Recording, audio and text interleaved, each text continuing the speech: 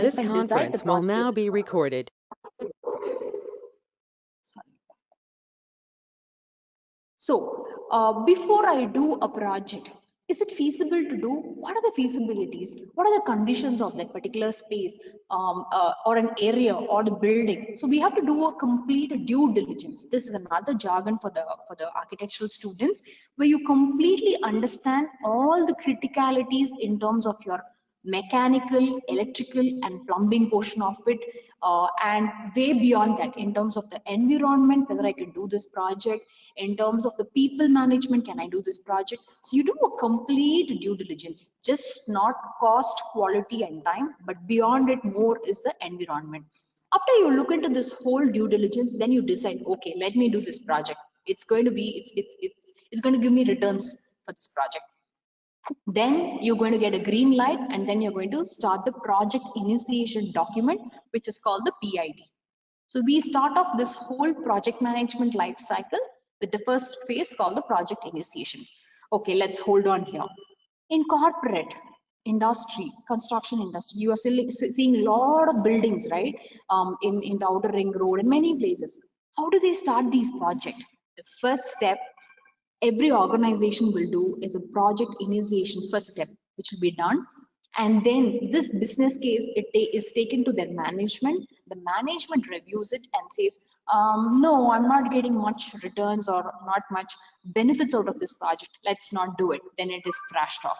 Oh, it's going to give a lot of employees, it's going to bring in a lot of clients to the space, let's do this project. Then it's a green light. So any project which we start in a corporate market, we start with the due diligence process, and that's how the project initiation process itself begins, with a clear definition of the project.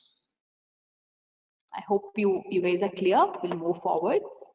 The second phase, okay, the second phase more I showed you in terms of a lot of ingredients, multiple varieties of pasta I have just showed you here. So what is this project planning? It's a key to a successful project manager, and it focuses on developing a roadmap that everyone will follow. So during this phase, the scope of the project is defined. How is the scope defined? It involves the cost, quality, available resources, and realistic timeline needed. The project plans also includes establishing baselines or performance measures. They are generated using a scope, schedule, cost for a project. Okay, let's again go back. You want to make a pasta, you have decided what pasta is it. Now what you need to buy it, you need the cost for it, you need to you need to look into the ingredients, how best you can bring the quality of the pasta very, very high, what are the resources needed. All this has to be looked in before you start really the next phase of the project. So this is called the project planning part. And in this most popular method in this planning part is called the SMART, which is specific, measurable, attainable, realistic, and timely.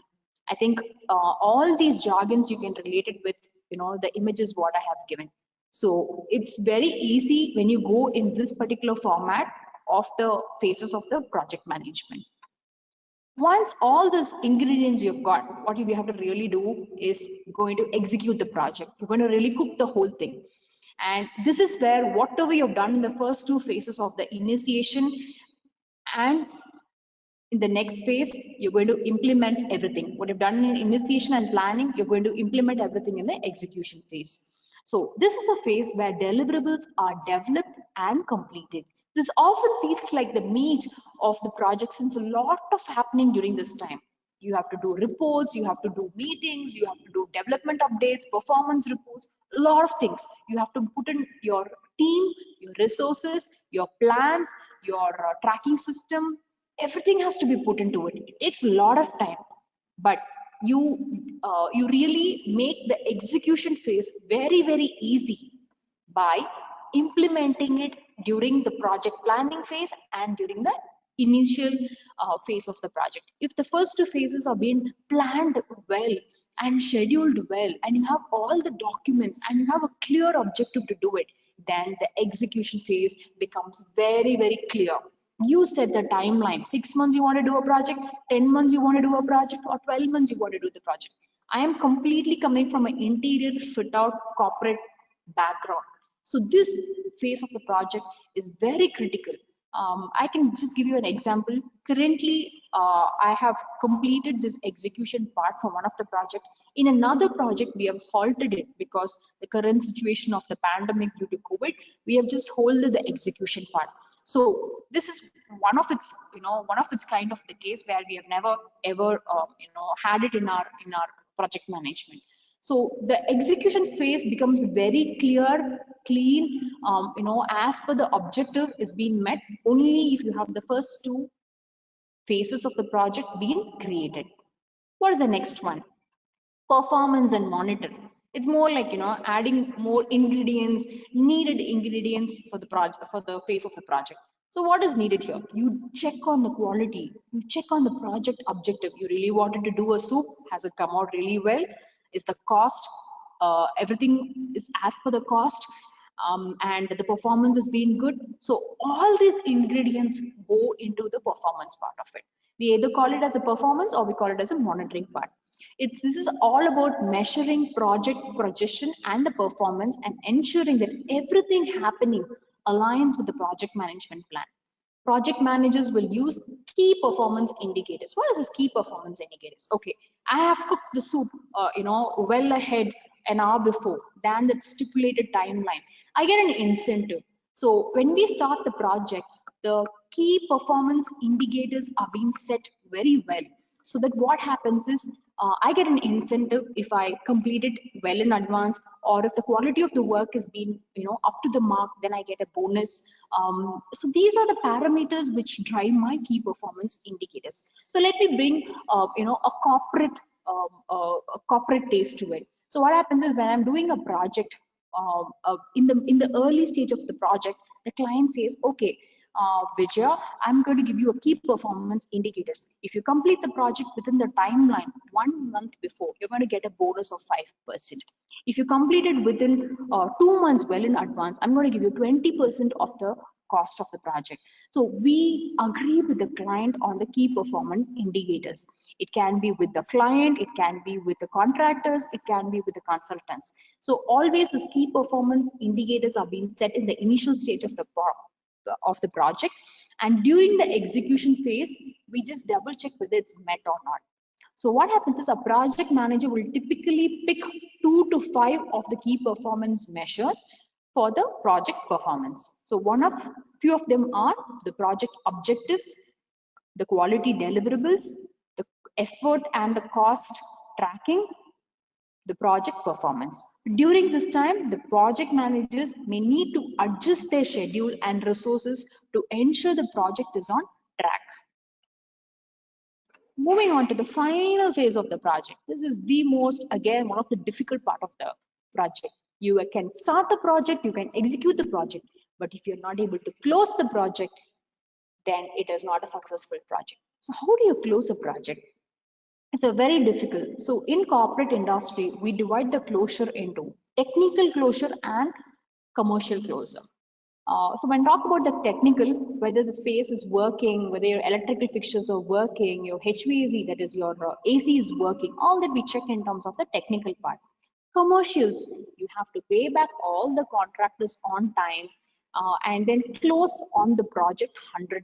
It is one of the challenging areas of project management in today's construction industry. Once this project is completed, then we get the inputs from the client in terms of lessons learned, in terms of the feedback, all that we get. Like, for example, we go and buy a product, a washing machine outside. After you buy it and you have been using it, you give feedbacks, right, to the customer. So similarly, they give feedbacks to us as a project manager. The client gives us the feedbacks. We take the feedback. For example, I am doing a hospital project today. I have completed the project. So tomorrow, if there is another new client who wants to do a hospital project, then what I do is I take the lesson to learn from this particular project. What was a challenging in these projects? I relook into as a case study, I document it as a case study, and I redo it for the next project.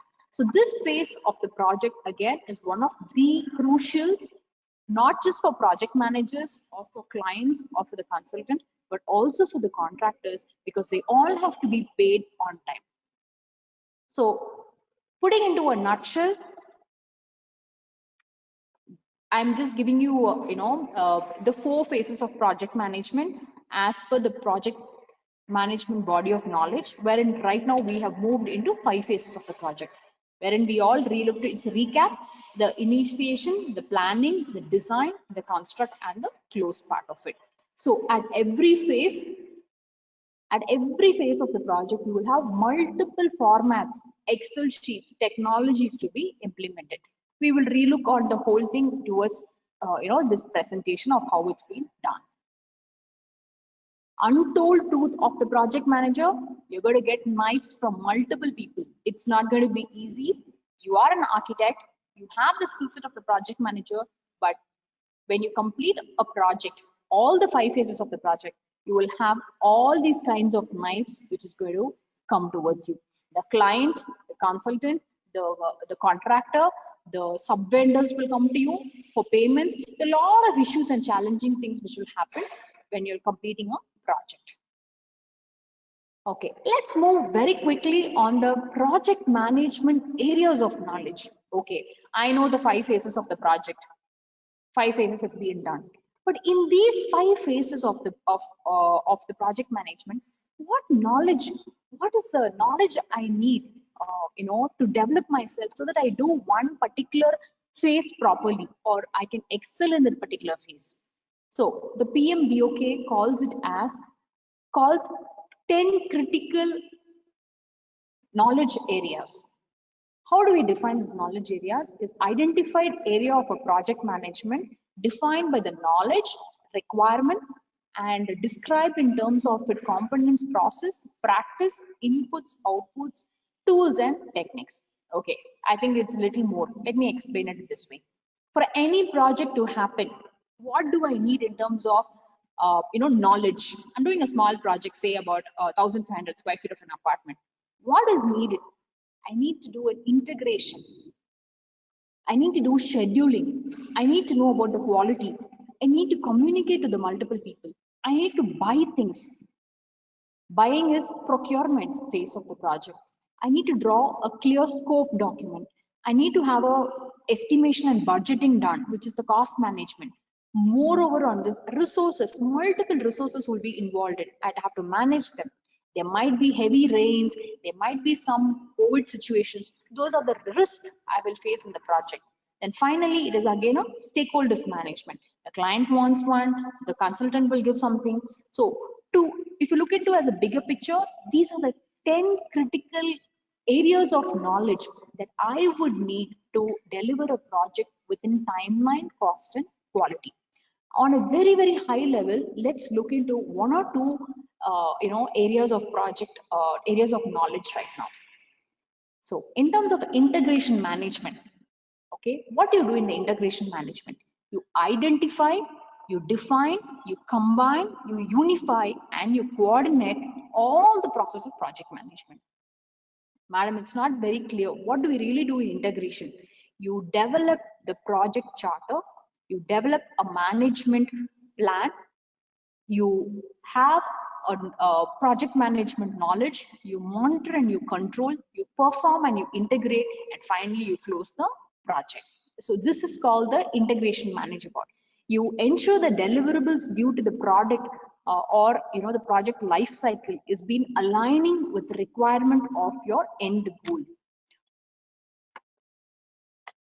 Providing project management plan, you do a plan. Ideally, it's at least a 50-pager. You write it and you say this is what you want to really do in this particular project. So you write it up. So that is called the project management plan. PMP, project management plan. We do it. Then ensuring the creation and the use of appropriate knowledge to and from the project as necessary. So these are the tools and techniques which we implement in terms of the integration part of it. Let's move on to the next one. It's an ideal example. It's called scope management. What is a scope? Okay. The process of creating a scope plan is required. The project includes all the work required and only the work required to complete the project successfully. What is that is needed to complete the project successfully is all written as a scope document. The project scope management, you collect the requirements, you define the scope. If the project is very big, then you divide it into multiple work breakdown structures. You validate the scope, you control the scope. So you start, you plan, you define, you verify, and finally you do a change control process. So this is called project scope management. Please hold on. There is a lot more to come in terms of the project management, what I'm going to brief here. So this might look a lot of text which I'm giving you right now, but the critical portion is yet to come. There is a schedule management, there is a cost management, there's a quality management, resource management, communication management. Let's look into the project procurement management. So in corporate industry, especially when we do a procurement management, procuring is what, just buying things? No, there's a lot of process which has been involved when you buy the materials for the project, which involves men, material, and the resources also which is needed for the project. There's a complete phase of the project wherein, for example, if it is a 2 lakh square feet of an area wherein you're doing an interior fit out project, for a 2 lakh, the client will tell you the procurement phase is only for 3 months or for 2 months. So you have to identify what all are the things to be bought for the particular project. So do a complete procurement management right from the start of the project till the end of the project. It will need at least 2 to 3 months of time. How do we do? You need to have contracts, you need to have invoices, you need to have your leasing documents in place. Everything needs to be in place. Above all, you need the bill of materials. I think, I'm sure you'll be working on the estimates and budgeting, so you have to have the bill of materials also in place. So the procurement is the key nerve of the project. If that's been successful, then all the other phases of the project will fall in place. To put everything together, what I have done is, there are 5 phases of the project. You can see on top: the initiation process, the planning process, the executing process, monitoring and control, and then close out. All the 5 phases I've put here. And what is needed: integration management, scope management, schedule management. All these verticals has been placed here. So if you take as per every phase of the project, then these are the templates or the tools which is needed to define that particular phase of the project. Let me take an example. For example, project communication management. Okay, during the planning stage, what is that you have to define in the what is that we have to do in terms of a template? You have to prepare an escalation matrix, a project directory book. All that has to come in the planning stage. During the executing stage, you have to manage the communications. Are you going to draw a portal? Are you going to put in all your drawings, your emails, everything in that portal? That has to be managed well during the execution part. Monitoring and control, again, either the mails are going in the right way to the right person in the right time. That has to be monitored. For every phase of the project and every areas of the of knowledge, you have multiple templates. Today I have at least 2000 templates for every phase of the project and for every vertical which we are talking about. Not 100% we implement these formats in all the projects, but based on the usage, based on the need of the project, and depending on the requirement of the project, we implement these formats. If I elaborate more on the formats, it might be too much for you to take, so that's why we have put in a very simple template for you to understand what are the tentative formats. So my question here is, are these documents implemented in all the project? Definitely not. Depending on the project needs, we do it. Why are they needed? They are needed for me to document it in a right way and use it at a later date for some other project. Or even for the same project, the contractor comes and says, he's not been paid on time. I have these documents in hand. Who uses them and updates it? It is the key responsibility of the project manager to use all these critical tools and update it. What value add it is for the project manager? Definitely, it's a huge knowledge area wherein all these templates and the key objectives of the project and how the project has been implemented, the chronology of work, will be documented. So it's very, very important to implement the project management area of knowledge. Okay, let's come to the very interesting topic. What are the skills needed for project management? Okay, all of us are coming from an architectural background or management background. We all have inbuilt skills. What are those skills? And there's a huge discussion in the market. Inbuilt in the 5 years of architecture, we all have these skill sets.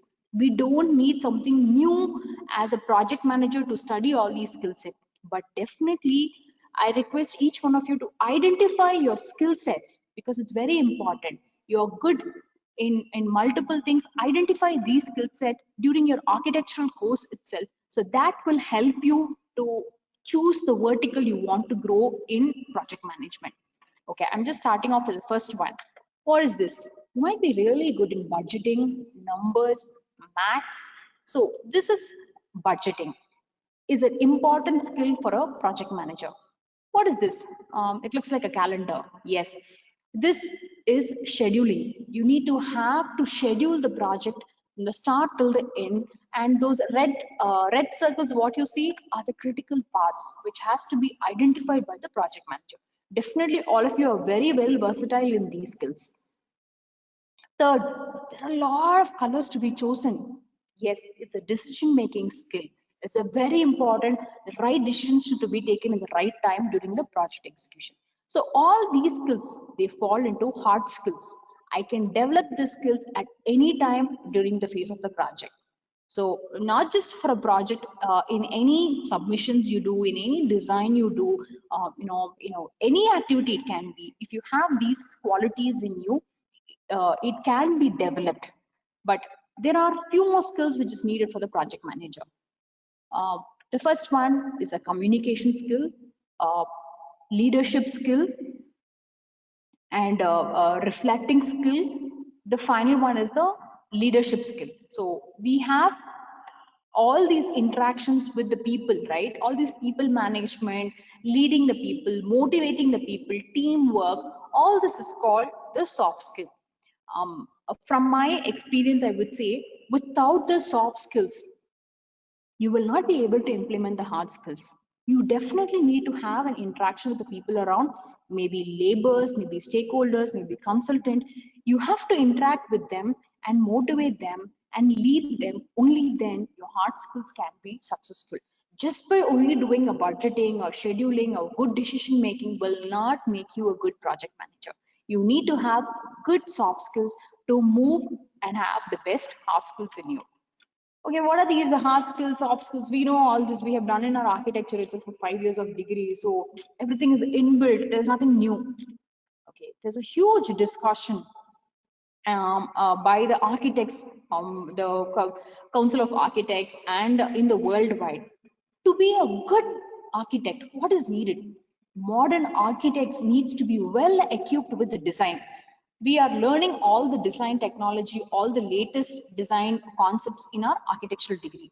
But more than that, what you need, managerial skills, if they are to survive competition from others. This is what we need to develop.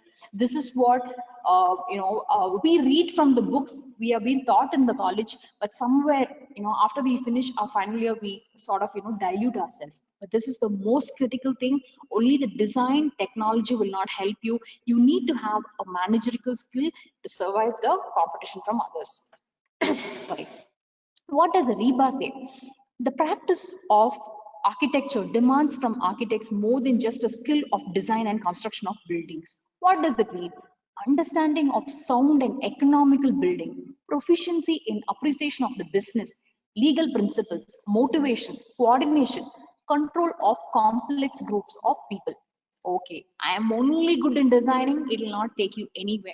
You need to have these skill sets to even run your own architectural firms, or to be a part of any architectural firm. You need to have these skill sets. You might be learning only design. No, it's not needed. You need to know the legal, you need to know the policies, you need to know the statutory requirements of the space. We usually do site analysis, right? So during all the site analysis is also a part of the project management principles. Okay, this is my thesis or my findings which I had done. So I listed the top 10 requirements or the roles of a project manager. And in this, the first one is the communication skill, the second one is the leadership skill, and third one is the motivating to the other. With these 10 skills, the project management can be done very efficiently by an architect. Okay, we also have some nice, skill set. Most of you will agree with me on this. We have a copying skill also, which is with us. Some of you must be, telling, why are we talking about the copying skills right now? Sorry, boss. If you are good in copying skills, especially in terms of, you have your friends are doing some 3, 4 designs, you're reviewing all the designs, and then you're putting everything together and you're creating your own new. I would always recommend you to look into the designs of the others, your colleagues, your friends also. Relook into it. There's nothing wrong in reinventing the wheel. There's nothing wrong to look into it and make it your own thing. But this is one of the key skills which is also needed as a project manager. Copying means it's exploring, more of an exploring skill. Okay, what is the role of an architect now? Finally, we are coming to this stage. What do I do after 5 years of architecture? What is my role?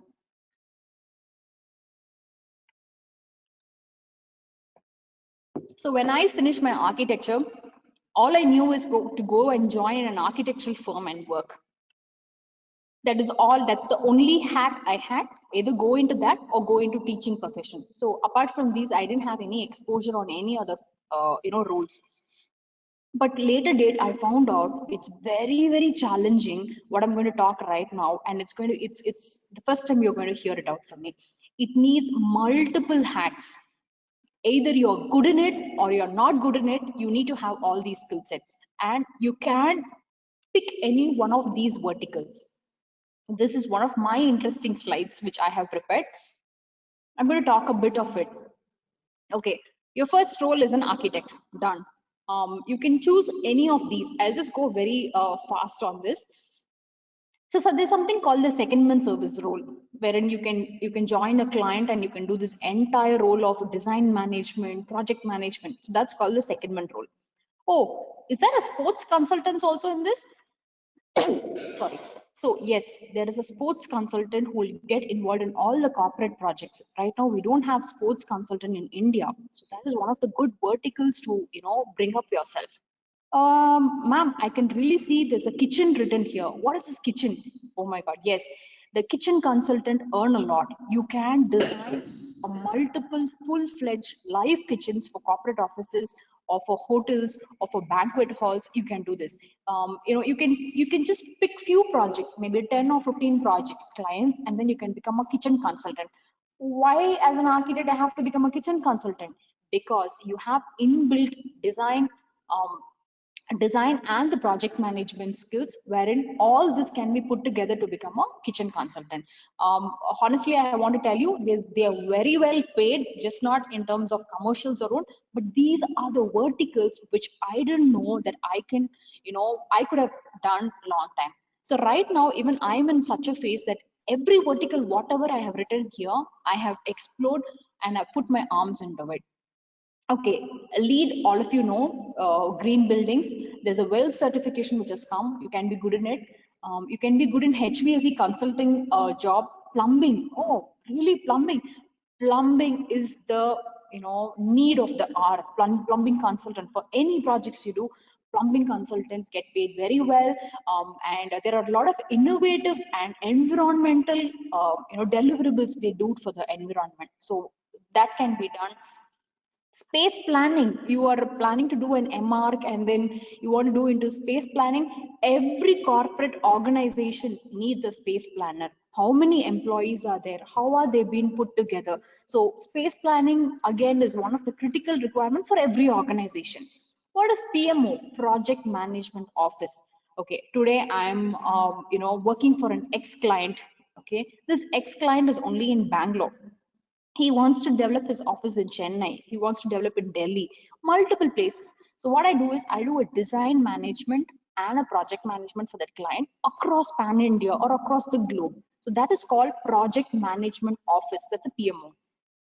Mapping, what is mapping? Resource mapping, resource allocation. You guys must have studied in your project management in your fourth year. So again, that itself is a complete vertical when you come into the corporate, corporate thing. Again, there's an asset management, environmental health and safety. If you go to any project, there will definitely be one person who's an environmental health and safety person. Okay, you can be good in glazing. There's a glazing consultant. The base build portion of it, which has been done by the base build guys, and then you can be a glazing consultant. You can do a project monitoring service. Monitoring service, you do daily checks at the office in terms of the quality, cost, and the timeline of the project, and you monitor and you send in all your reports to the client and you give them an update. Every vertical which I'm talking, which is written here, it is a very, very massive role. It is not very easy. Whatever I'm spelling it out, it might look like, okay, just a plumbing, right? No, it is a lot of knowledge is needed. Than knowledge, than the designing portion of it, there's a lot of project management skills needed at every phase of the project. Again, you can become a legal consultant, contract management you can do, you can become a business development. So as a part of my early days in project management, I was a part of the business development, wherein I will have presentations. I have to sell my company to the client and get new projects. So that's a business development role. So these are the multiple roles you can really take.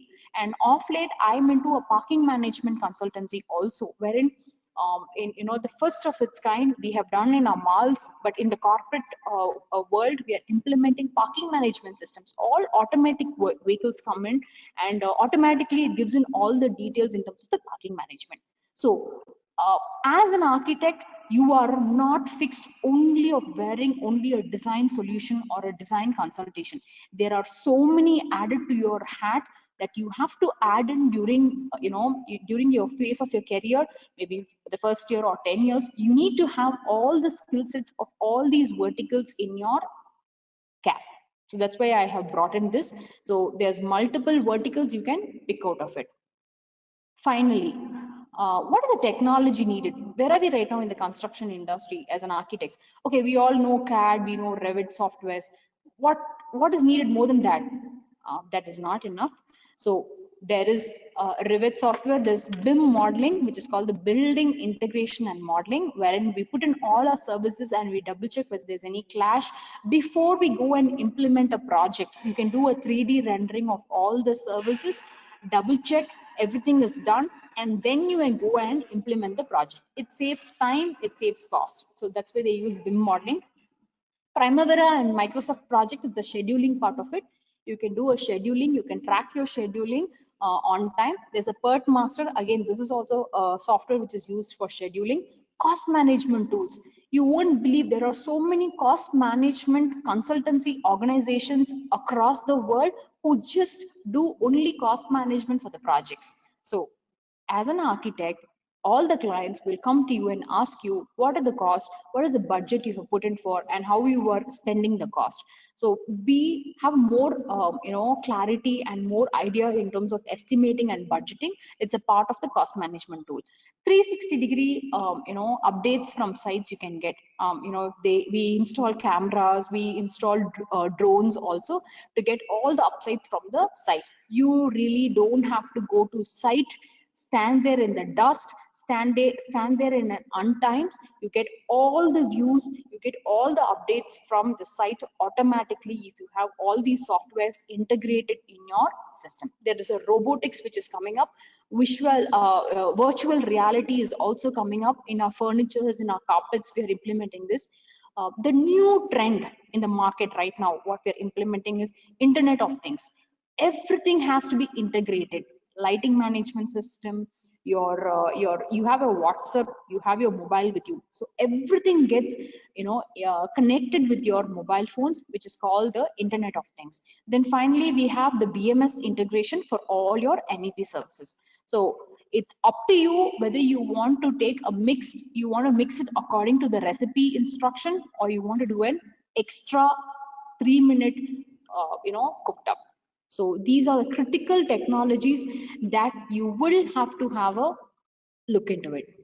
And finally, way forward, what we're looking in 2030, towards end of the 2030, is a high implementation of artificial intelligence. We, in our organizations also, we have started convincing the artificial intelligence. It's just started right now, but it looks like the future is going to be the artificial intelligence, where the contractor does not or need not go to the site and implement it. Everything is being done by the equipments. So there are mock-up projects that we are doing, across the globe, wherein this can be implemented. Finally, we are coming to what are the certifications that you would need to enhance yourself apart from your architectural degree. These are only enhancements, as after you're part of this. Knowledge can be taken, after your degrees also. It is not needed that you must do these, certifications to develop yourself as a good project managers.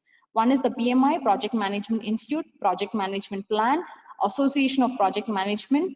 Be aware of the PMBOK. There are Cornet sessions which happens. RICS is there. MRICS is the Royal Institute of Chartered Survey, it's called. CIOB, Chartered Institute of Buildings. Then you can get the LEED or the IGBC or the WELL certifications. And then NICMAR, distance learning is there. So much is there in terms of the project management. Honestly, we didn't have so much 10 years back, which we thought we have to bring it. What are the project management organizations you can join?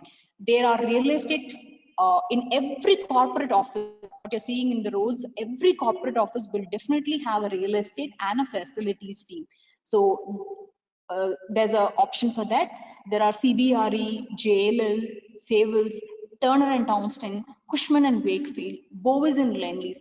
These are the top organizations in the market which offer project management service for their clients. So this is my reference. I have taken a few of the key critical books. I recommend that you read through these books and get more insights. Thank you all. It's been a very, very interesting session, and to share a few of my experience with you, and opening this up for the questions. So if you have any questions, please bring it up. Thank you.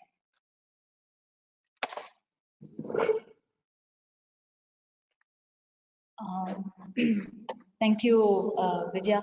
It was such an eye-opener. I think it is safe to say that project management includes all the 5 years of whatever a student can learn in architecture. And uh, I think project management steps in at a point where the volume of work is really high. Yes. Let's say 2 lakh square feet, probably, and the volume of vendors, right from the consultants to the hardcore vendors, right from the AV consultants or cost consultants or the design consultants, and then the vendors that come in.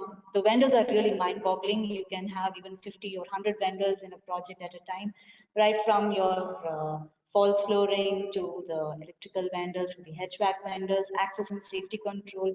And it is mind-boggling. The interior vendors, they themselves may be subdivided into, the partition vendors, Yeah. or so it's mind-boggling the volume of work that is actually involved. Yeah, Priya, you're bringing it very rightly, bringing the point. But as an architect today, what is happening in the industry is all these caps are being expected to be, owned by a single architect. Be it 1,500 square feet or be it 2,000 square feet to 2 million square feet of an area, an architect is the only person who's expected to have insight or knowledge on all these verticals. Definitely, it's very hard to have knowledge in terms of a parking management or a flood management, or a LEED certification or a WELL certification, or any of the new things which is happening right now, like the artificial intelligence. But the baggage is always on an architect to lead the team and to bring in all the inbuilt project management skills, which has been already developed as a part of the 5 years of the course. So it's a very good opportunity. You need to know what the contractor has to do. You need to know what the client has to give you. You need to know all these stakeholders, what they have to deliver, wherein you have to become an expertise in that particular vertical. So it can also be brought through experience and exploring and learning and bringing in all of this knowledge. But the project management as an architect, you can implement from 1,000 square feet to more than 2 or 3 million square feet. It is the square feet doesn't matter at all. So it is a huge knowledge where you can get just not in the interior fit out or just not in your base build projects. It can be a bridge, it can be designing a car, anything. You have to implement a project management skill. And I think as an architect, we are all well versatile with these skill sets. It's just only that we have to identify and develop our skills in this. Yeah, you're very right. So shall we open up the floor for questions? Anybody has any questions? Yeah, good afternoon, Vijay and Priya. This is Prasita from DSATM. First of all, I wanted to know what motivated you to get into this field and what is the course you have done. And I should also add that you have that the presentation was really great. Thank you, Rasika ma'am. See, I would say an architecture degree is more than sufficient for a project management skill. Only thing which is needed is identifying the right skill and then implementing it. You can do a certification course, you can do a master's in project management, but above all, this 5 years of this degree is very much sufficient for a project management. Only thing is when you go to the market, you have to identify, explore, work hard, and then deliver it. So there is no thumb rule that you have to do a project management master degree or a project management certification for you to develop your skill sets.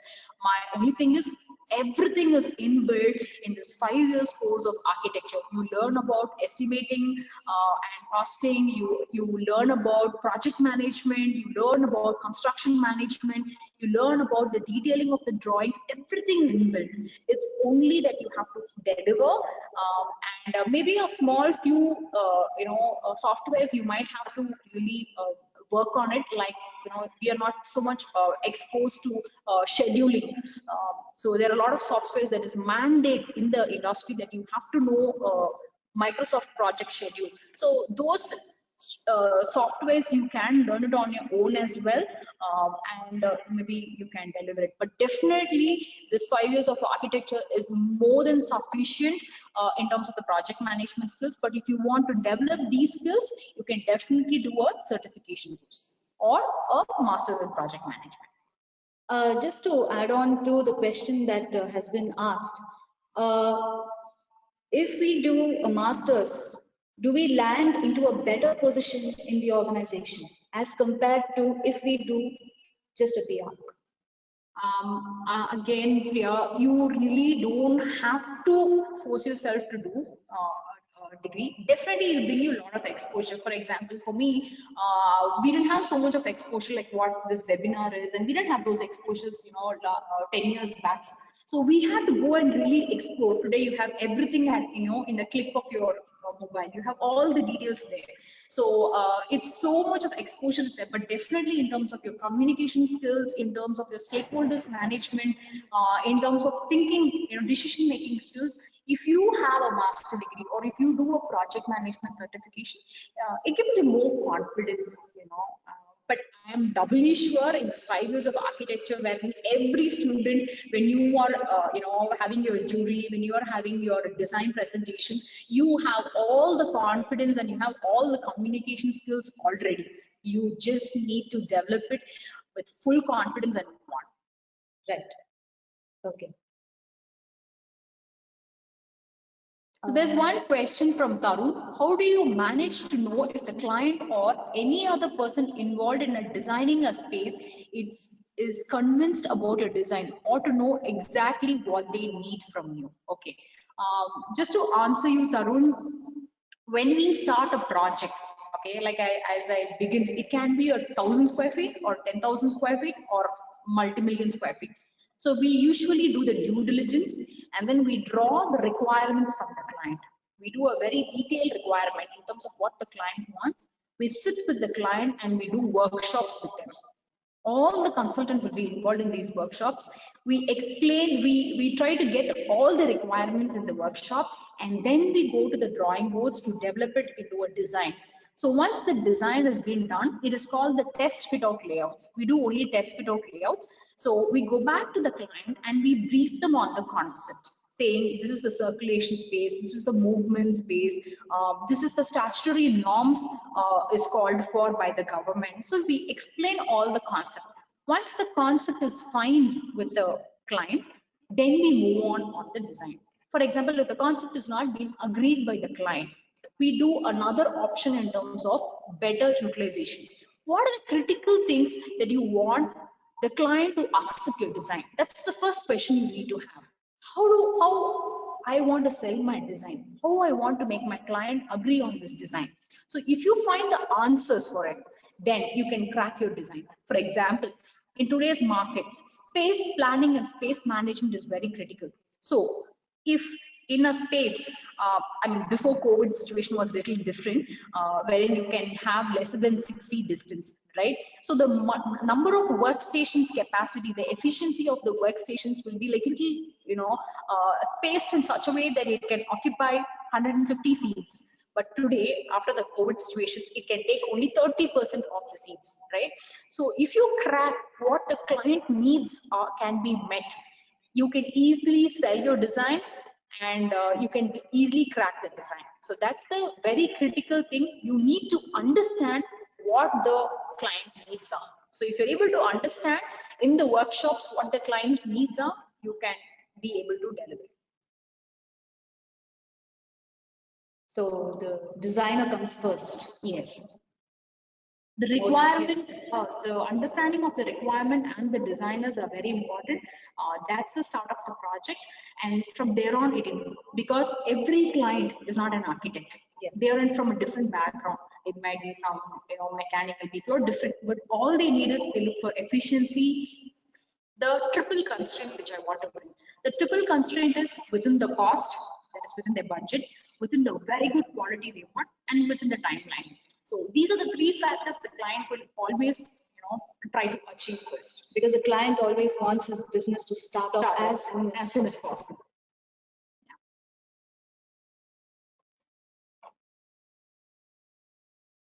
Any other questions? We are happy to answer, even if it's a very silly question. Please feel open to ask because it's your time. So wherever you want to grow in your field or whatever your interest may be, please don't hesitate. Please ask. It might be very silly, but don't bother. Please ask.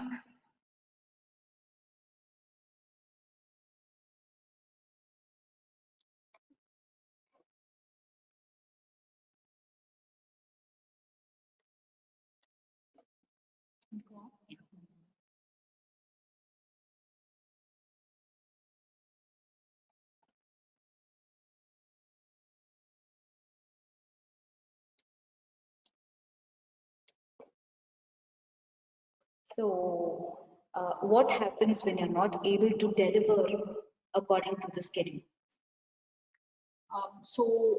What we really do is, I am going back to the student's point of view only. So when you are not able to, submit your designs on time in the class, what do? You go back to your staffs and say, you're not well, you didn't get your butter sheets, you didn't get the right, mode of coloring, something, your software got cracked. These are the excuses which we see. But when we are doing a project, and we are very much committed to the client, what we do?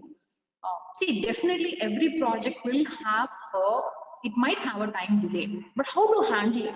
So what we do is, every week we go to the client and we say, boss, this is the status of the project. In terms of design, we have completed the design. In terms of detailing, we have completed the detailing. In terms of procurement, this is the update. In terms of execution, we have just started it.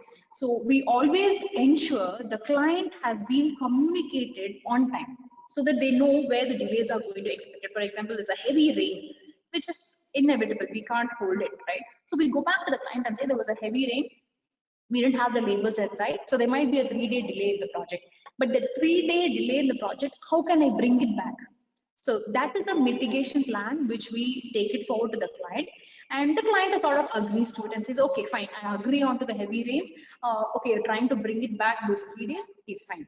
So the best key note for any project manager, a timely communication, if you give it to the team, then I think they will be very yeah, they'll be prepared, and there will be a very less risk involved.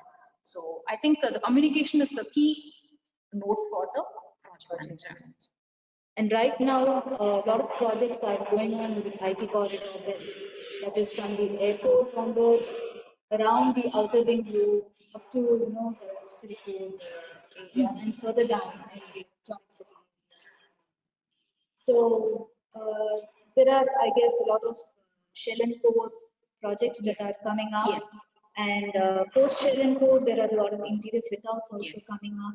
Yes. So we are looking at, say, a minimum of 1.5 or 2 lakh square feet. Up to it can be, phases of buildings that are Yes. coming up, Yes. which can range from 6 lakh to 10 lakh square feet also, depending on the sizes of buildings. So we are looking at very stringent budgets, stringent timelines. Yes. So if I'm talking about a 4 lakh square feet, it would even be a 9-month timeline that we are looking at. Yes.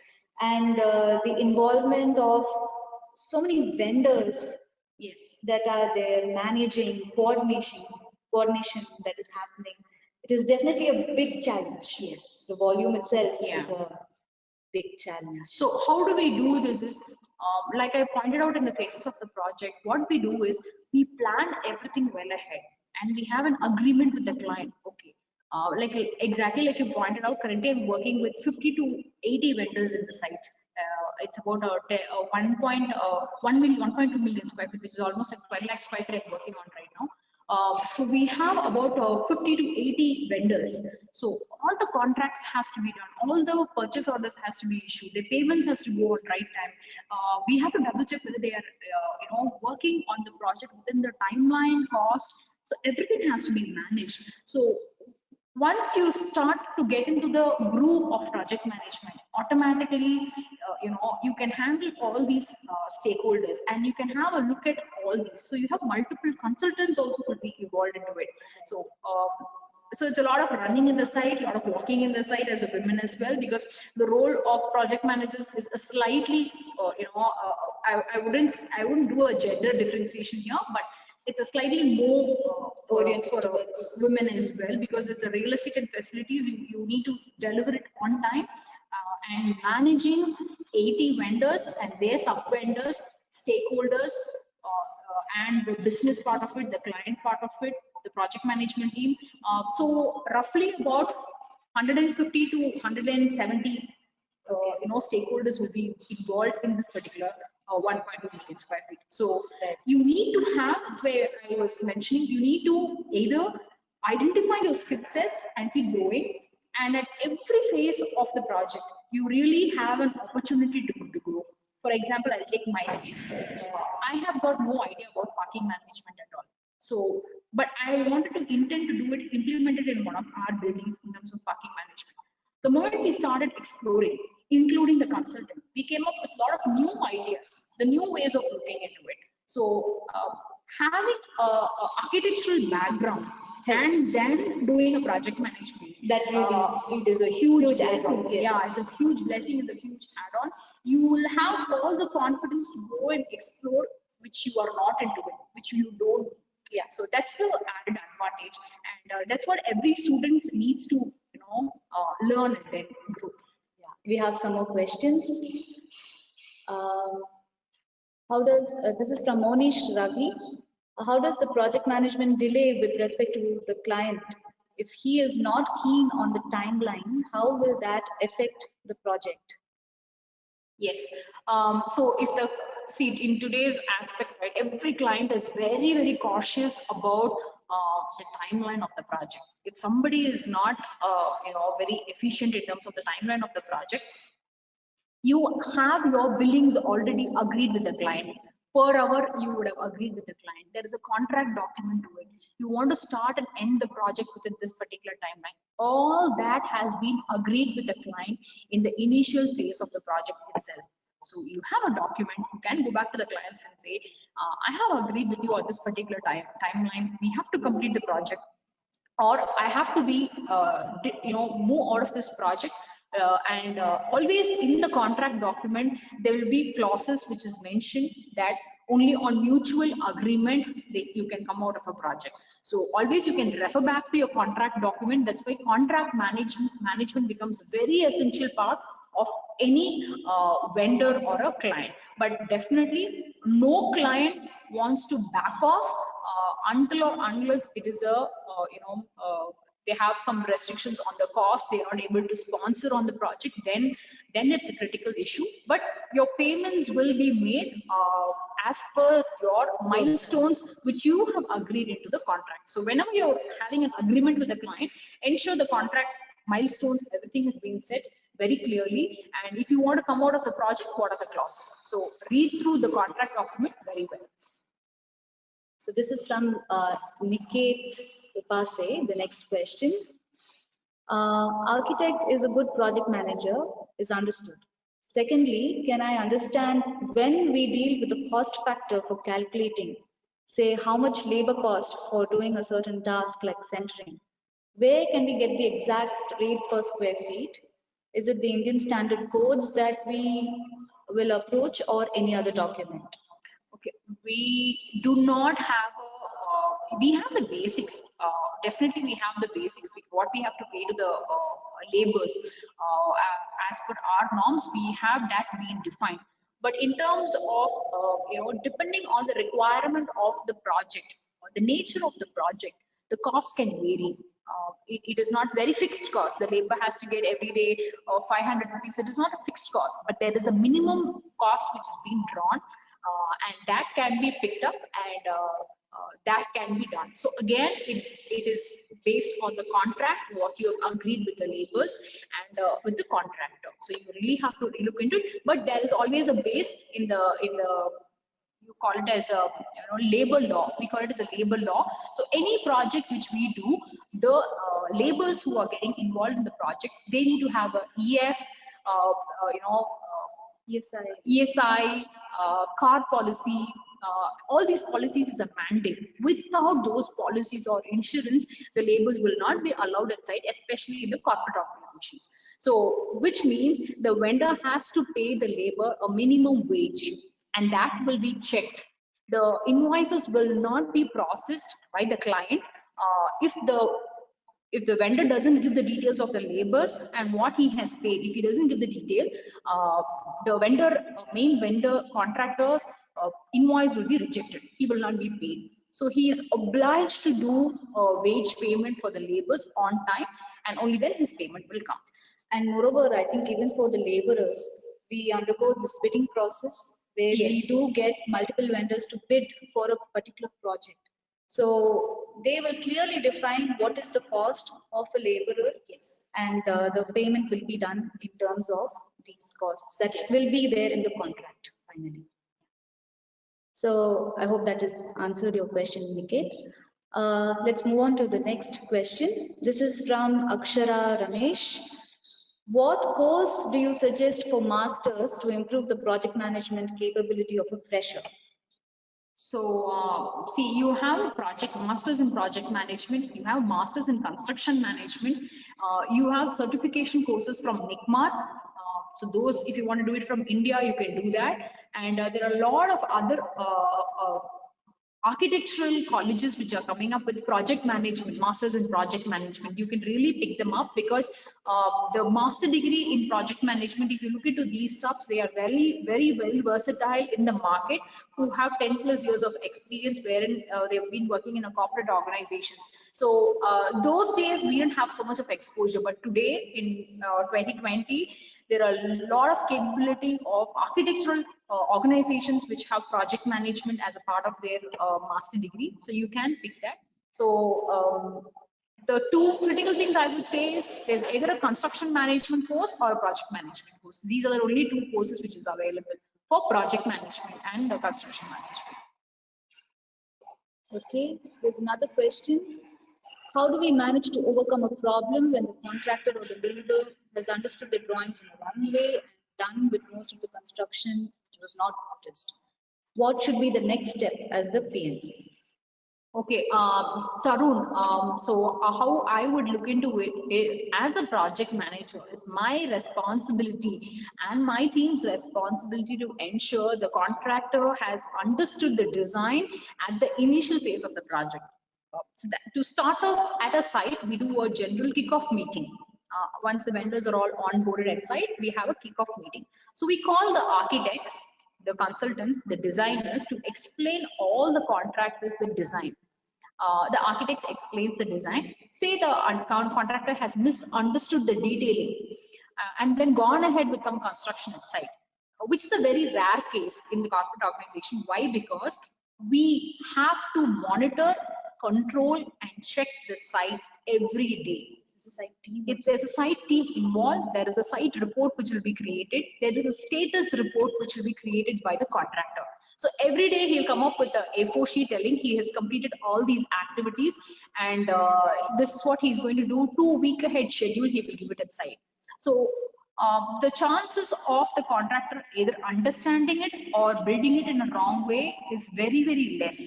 But even if he has built it in a wrong way, which is not expected, though the drawings is being given, we might have to knock off and redo it. But the chances are less than 2%, I would say. We don't do that way. We always ensure we double check the site, even if it is 3 million square feet, even if it is 2 blocks, 9 floors, we are expected to go to all the floors, double check everything at site, and that's why we have a huge team, including the architects, consultants, client, project managers as well.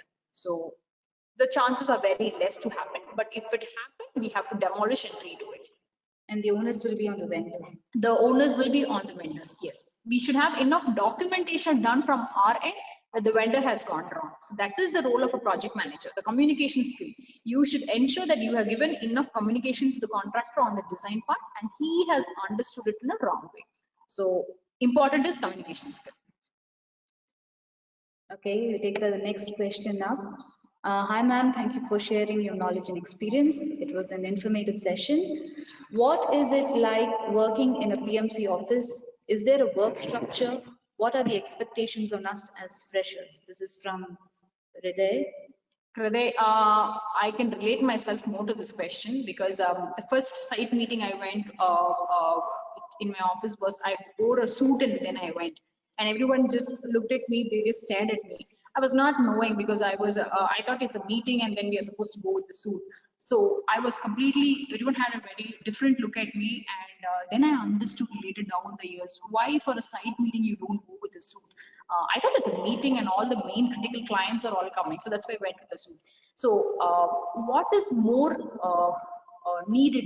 It's not an easy task to start off with, I would say upfront. It is not an AC job where you sit and do only in your laptop and in your desktop. It's not easy to just start off, but the moment you are grooved into it, it is one of the beautiful a process of seeing how the building has been built. You put everything on a paper, right? Your designs and detailing in a paper, but to see inside how it's been constructed and how it's been evolved and how you're doing a handing over to the client, the process itself, it becomes very easy. As a fresher, it's a little challenging because you have to stand in the dust, a different environment. A lot of standing has to be happening because there's no AC in the initial hours. But later down the line, if you're very much interested, you get adapted to it. But I want to highlight after you get that experience and knowledge, you really don't have to go to site. You have all the technology today to sit in the same place and to view the entire site construction. So before starting the session, me and Priya ma'am also were having this discussion, how the technology has changed from what it was 15 years back to now. So everything can be looked, reviewed, checked, from one single place, but do not do it. Be at site, be on your foot, double check the quantity, quality, the work done by the contractor, because it's there you learn things.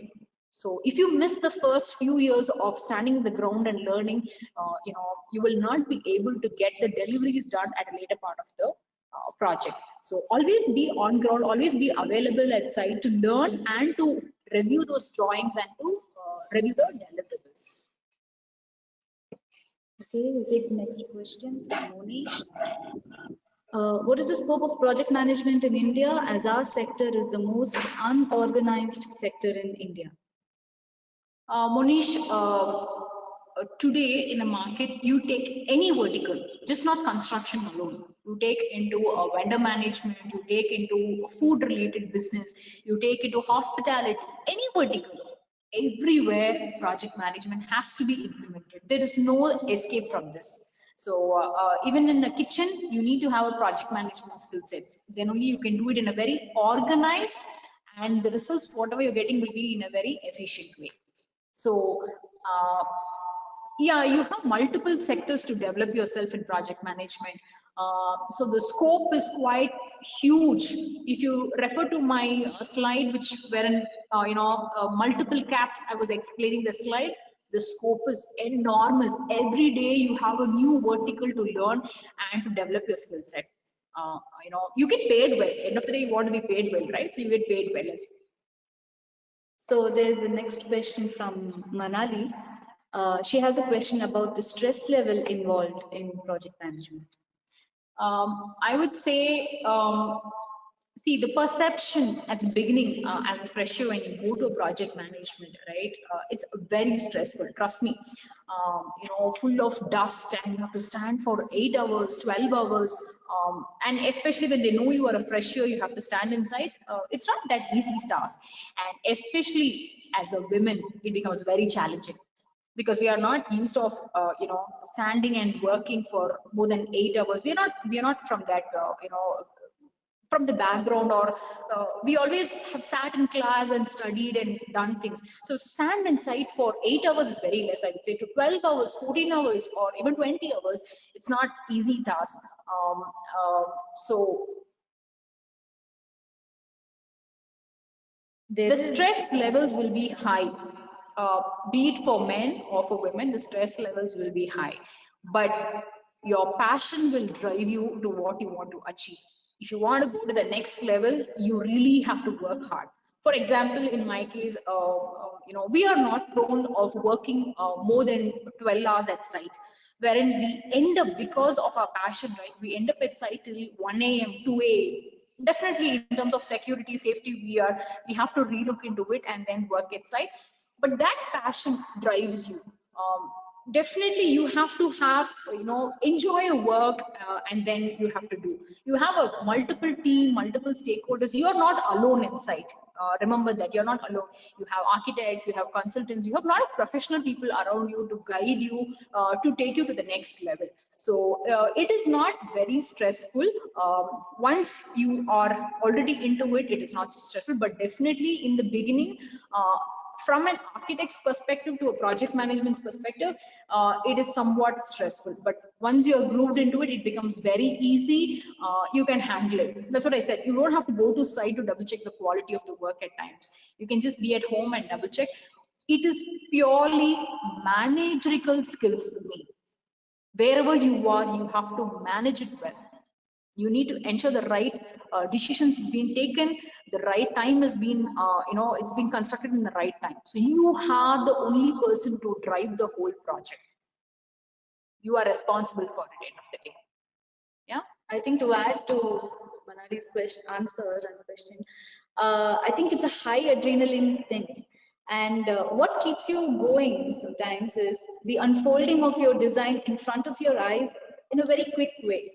It's a joy to see the building coming up as per the design, as per the schedule, and you're a part of the entire process. So that is a really kick on.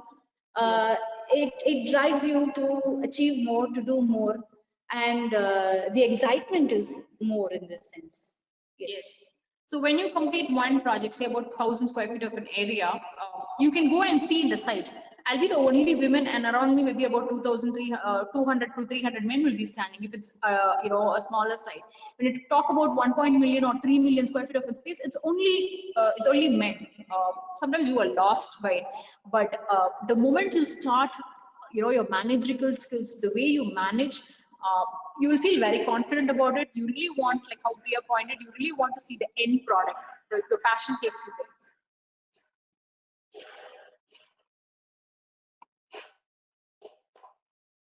From Hriday, in the college, will there be more of site visits and practical learning? You have explained the value of an architect.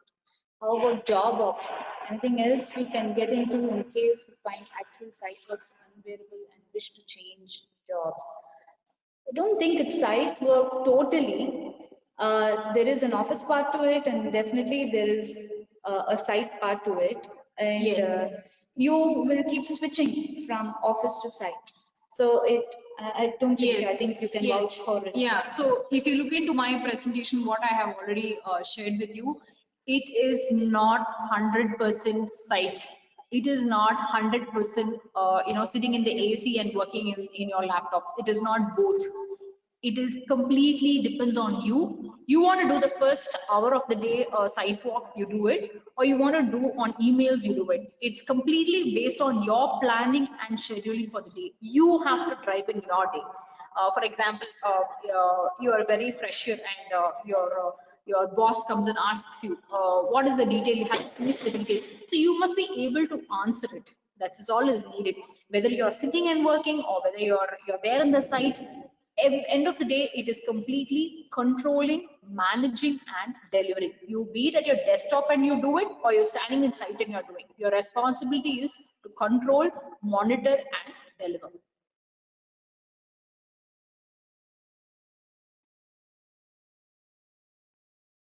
That was I just want to bring in one more point. Is there anything else we can get in case if we find the actual site works unbearable and wish to change jobs? Uh, what I highlight, the site works are never unbearable. It is only you have to decide in your mind what you really want to do. It is not unbearable because nobody is going to give you a job which is unbearable. So if you are not, you don't want to stand inside, don't do it for the entire day. Just do it for 10 minutes, come back, work, again go back, do it for 5 minutes. You keep shifting it. So definitely I would vouch, it is a very, very interesting role to play as an architect, and it is not unbearable at all. You are not filled with dust and smoke on your face when you're doing project management. It is very, very beautiful to see the buildings grow, and it's a very exciting role. So it's not unbearable at all. There are a lot of verticals. Again, there is a business development role which I talked about in the slides. There is a resource mapping, a resource planning, schedule management, documentation role, planning role. You have multiple roles. So if you are not, as a woman, or even as a man, if you don't want to stand inside some for certain reasons, for health reasons or something, you can always go back to your boss and say you're not willing to do the particular role, and you can go take a different role. You might be good in finding mistakes in the drawings. For those who are good in copying, you can become a critic, you can become a writing, you can do documentation work. So you have to find what you are good in it, and your bosses or your organization, you can get their help, and then you can develop your skill set. But you cannot do it alone. You need to have your organization support and your entire team support to grow in the vertical which you want to grow.